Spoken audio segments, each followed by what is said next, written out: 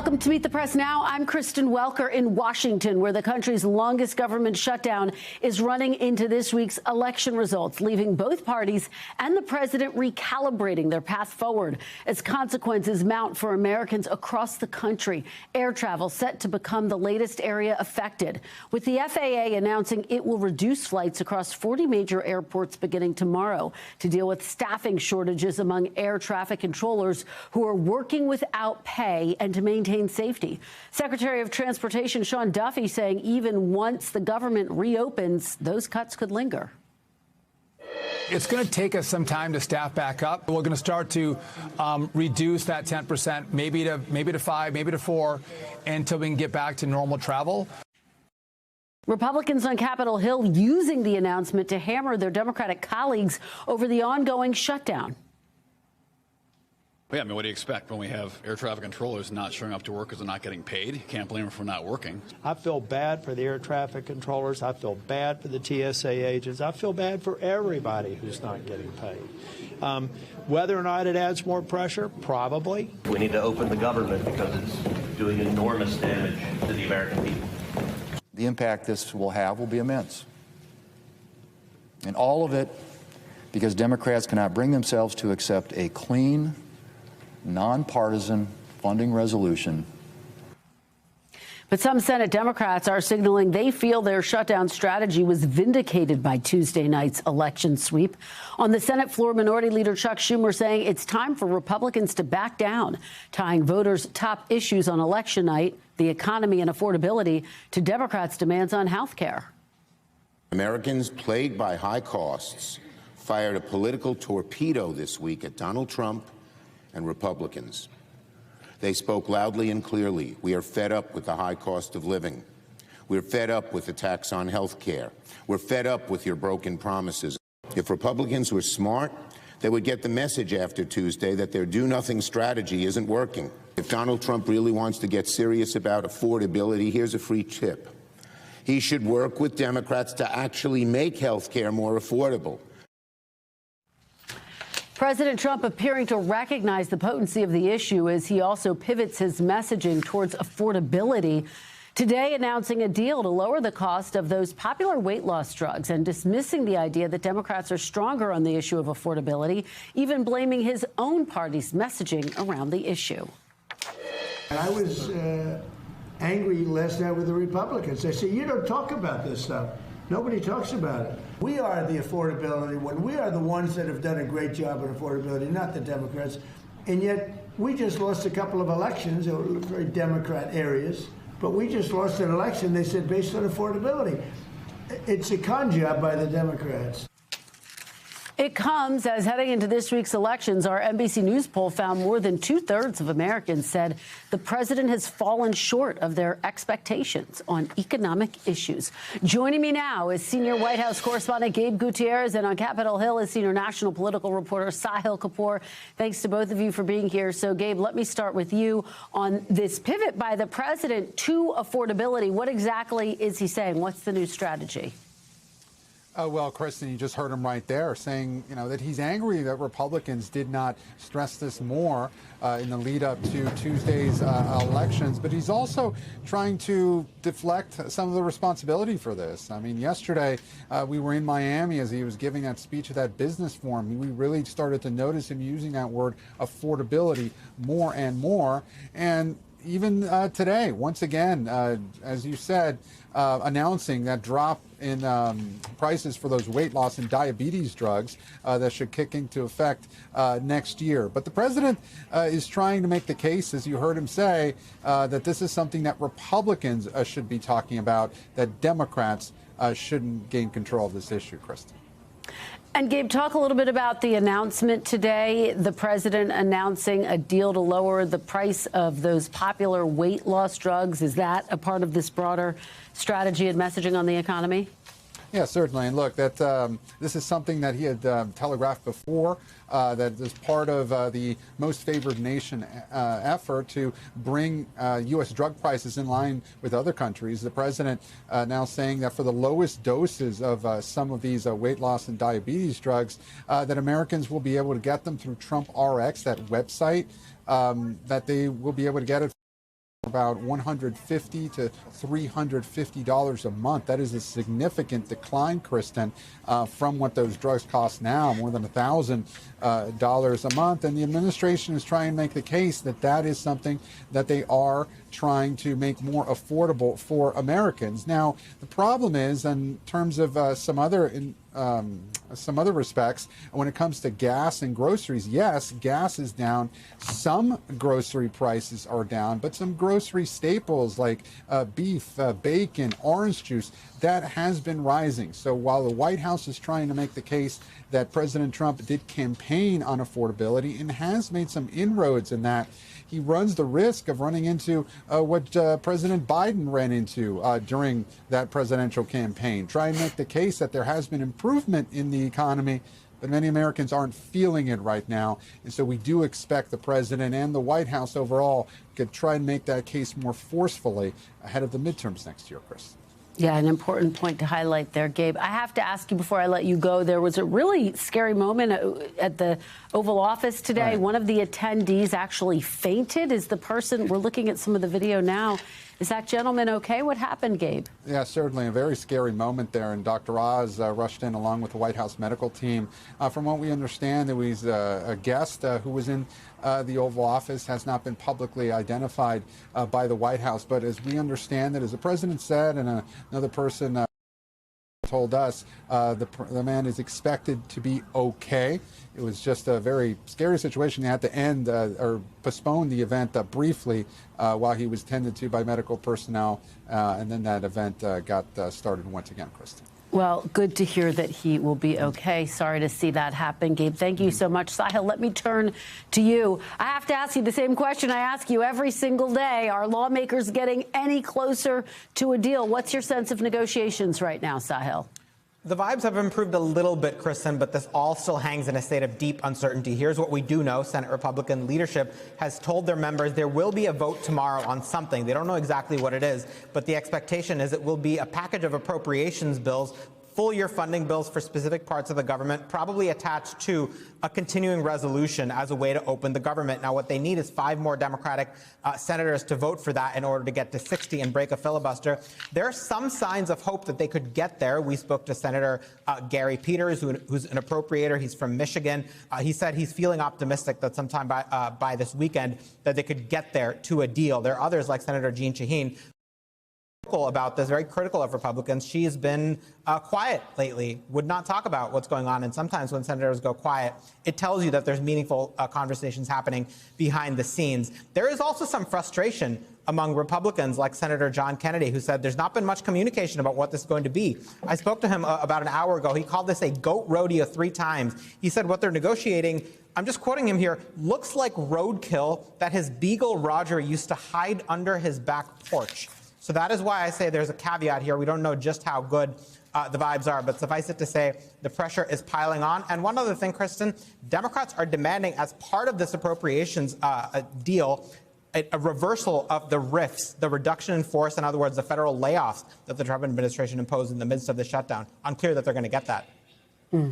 Well, Senator Kennedy always has the best quotes. I think we can all agree on that. Let me get you to talk about the future and what we're anticipating, Sahil, in these coming days. Do you expect that senators are going to stick around and work on trying to get a deal this weekend? Do you get that sense that it's that urgent?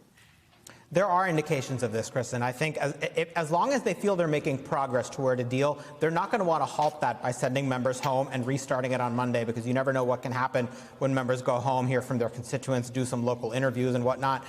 So if this progress continues, I do expect them to stick around this weekend, and there have been indications of that, especially with, the threats of closing off airspace and Thanksgiving coming up. I think the pressure is simply growing by the day on senators. There's no doubt about that. Sahil, the president has been very firm. He thinks that Republicans should get rid of the filibuster. Leader John Thune, as you and I discussed yesterday, has said that there's just not the votes for that. What is your sense, though, with each passing day as this goes unresolved? Is there any sense that the president could start to peel off some senators and actually get some support for that? Well, he is. I mean, the president is already peeling off some Republican senators in terms of his demands to abolish the filibuster, but not nearly enough. I think there's widespread and deep commitment among Republican senators not to abolish the filibuster because they are just too worried that it's going to backfire spectacularly on them the next time Democrats come to power. And, there's some names I can list that the President Trump has convinced, people like Jim Banks, Tommy Tuberville, but not nearly enough. One other thing to note, Kristen, is the uncertainty of all of this. ACA subsidies, it's something that Democrats have demanded. They're not getting it. John Thune and Mike Johnson, the top two Republican leaders, are not guaranteeing where this goes. They're only saying, at least Thune is only saying, that he can promise a vote. Let's play some sound of what Thune and Johnson have said about the ACA subsidies question. I've made this very clear to them. I can't guarantee them an outcome. I can guarantee them a process. And they can litigate the issue, get the vote on the floor. Presumably they have some way of getting a vote in the House at some point, but I can't speak for the House. I'm not part of the negotiation. The House did its job on September 19th. I'm not promising anybody anything. I'm going to let this process play out. And that continues to be a big sticking point, Kristen, uncertain whether they're ultimately going to get the votes, in part for that exact reason.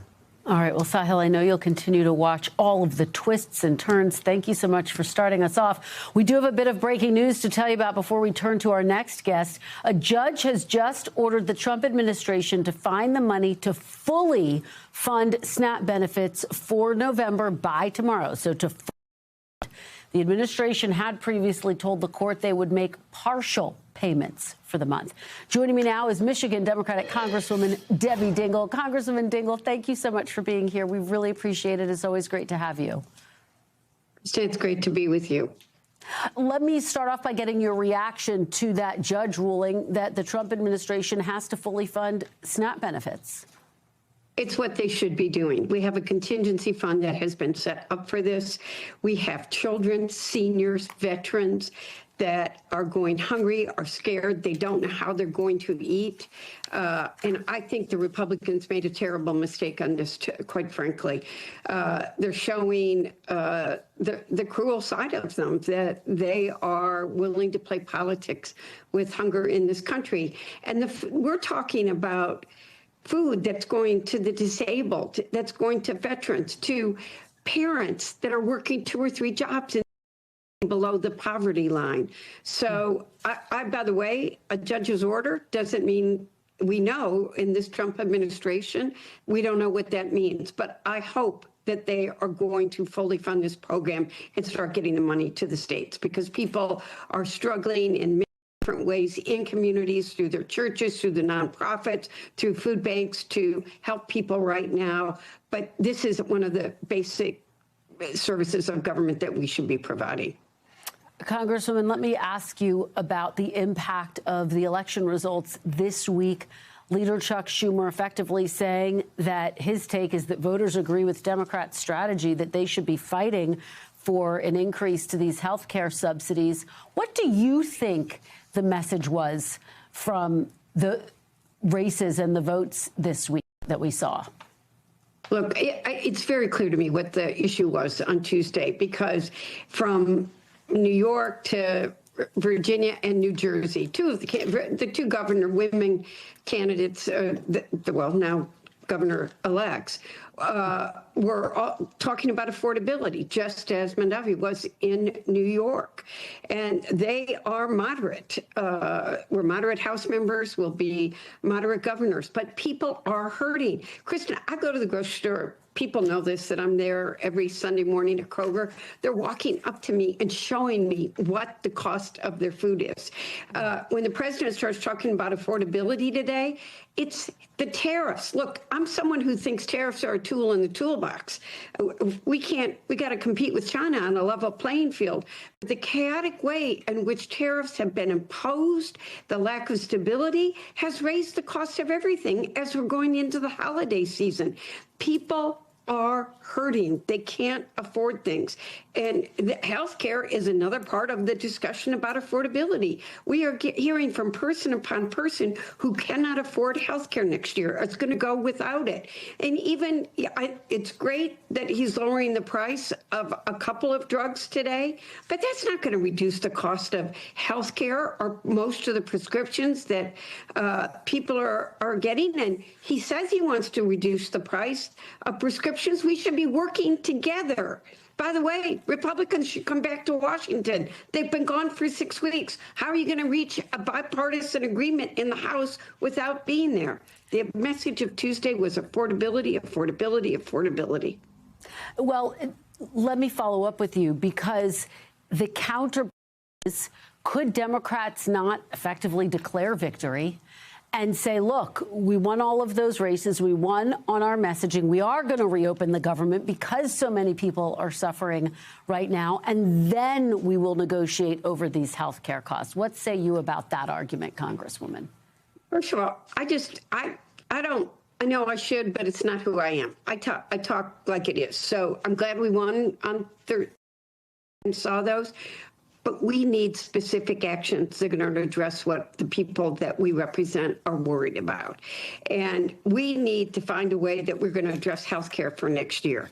And the fact of the matter is, Republicans know they have a problem now because the exchange is open and people are getting their premium costs, and they are rising in record amounts that people have not seen. By the way, already impacted by the big blank bill we passed earlier this year. I think we've got to find a way that they're going to be willing to come to the table and talk about all these issues. And at some point, we had to draw a line and say, work with us. We got to address these issues. And that's what we're asking. So I say, come back to Washington. Let's work together to get the government open, but also address the issues. Very quickly, because I want to get to House Speaker Nancy Pelosi's announcement today. Do you think that they're any closer to a deal, negotiators?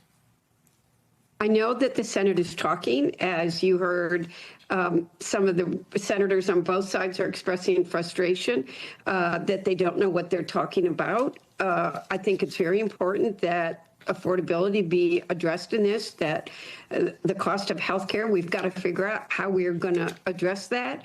I think we got to get this government reopened because a lot of people are hurting, and I just hope we could all get to a table and be talking about figuring out how to get this done. All right. I do want to turn to the news from Speaker Emerita Nancy Pelosi today. She, of course, announced that she will retire at the end of her term. What does this significant changing of the guard mean for your party, do you think, Congresswoman? Well, first of all, she's an incredible woman. She is strong. She's tough. She shattered the glass ceiling for all of us. She was someone that you could, I had some moments with her, but she also was a great mentor. And I think that we want to learn from all that she did, salute her service.